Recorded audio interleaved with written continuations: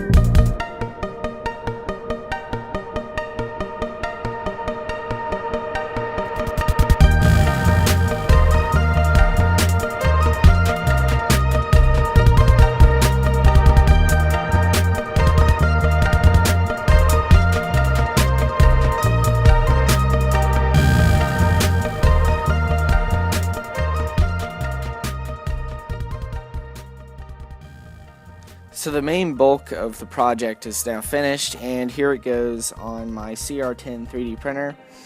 I upgraded it with a 1mm nozzle so it puts out plastic faster.